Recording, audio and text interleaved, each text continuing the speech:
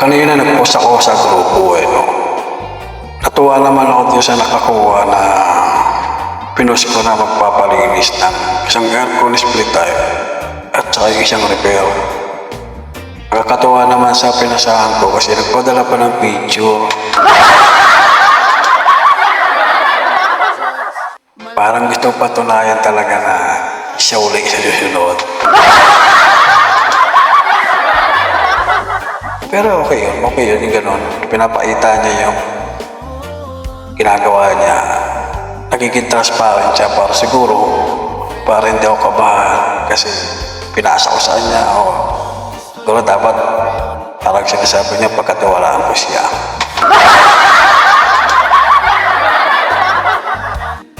Okay din, nakakatawa din. Kaya lang ang dami pala, pag nag-post ka doon na kailangan mo ng technician. Ang dami palang may gusto.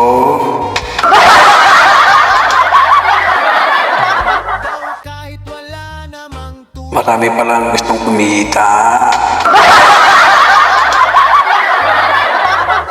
Hayaan nyo sa susunod mga kapatid, mga kamaster, magbibigay tayo rin ng gawa sa kapwa natin.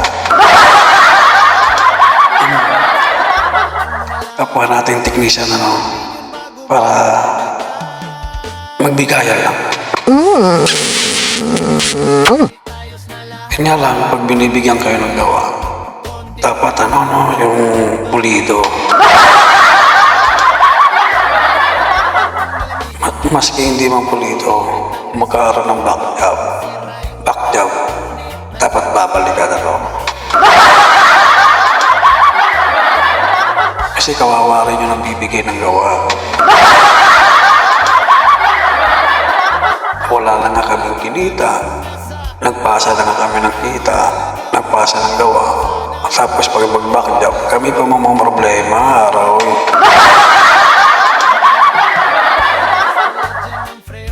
Kaya ikaw kapatid na Ronald, salamat sa iyo at talagang nag-share ka pa sa anong video.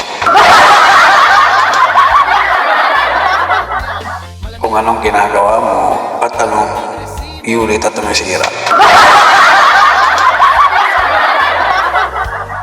Doon pala ay parang paaramdam ko, parang okay itong taong to Pero sana nga, sana okay. O kaya kahit magkaroon ng backdrop, sana okay kang bumalik.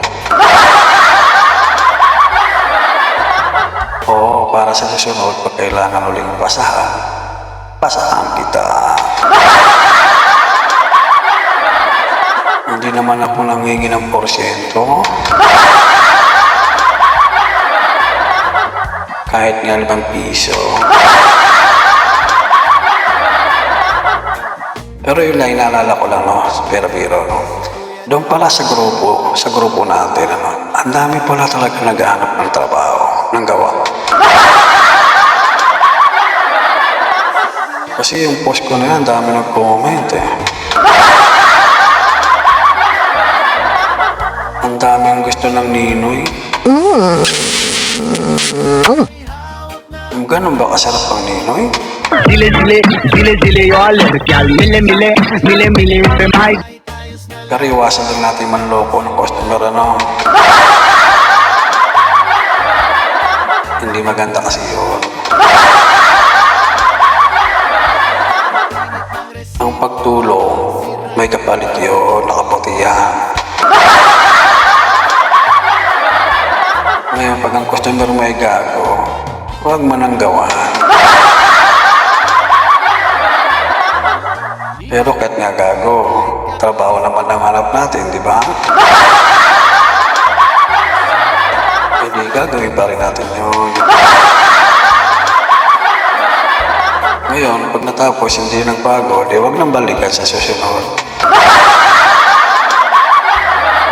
Pero number 1 rule natin, pag magbabakjab tayo, balikan natin. Kasi ang pera ng customer hindi pinupulot. Tama, mali. Tama.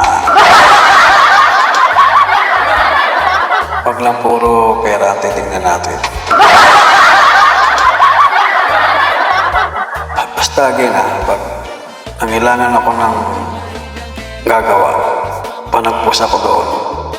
Kung sino ang makita kong okay, yun ang yun ang papasahan ko. Pasang matino yun pero pasang trabaho na pasang very good din dapat.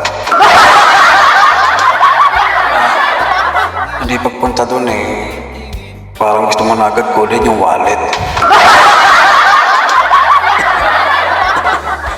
Wag naman wallet. Paninoy-ninoy lang muna, no? Ganyan ang gawin natin, tumulong muna tayo. Ngayon, sa mga hindi ko napasahan, pasensya na kayo. Actually, nagsabay-sabay yung message hindi ko alam kung sino. Siyempre, tinitinong ko rin yung mga profile.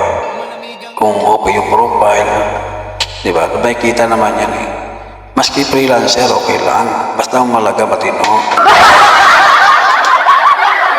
Diba? Hindi mo porket freelancer hindi na magaling. Maraming magagaling dyan na freelancer. Tulad ko, freelancer lang din naman ako. Kaya lang, nagsabay-sabay. Hindi talaga ay puntahan.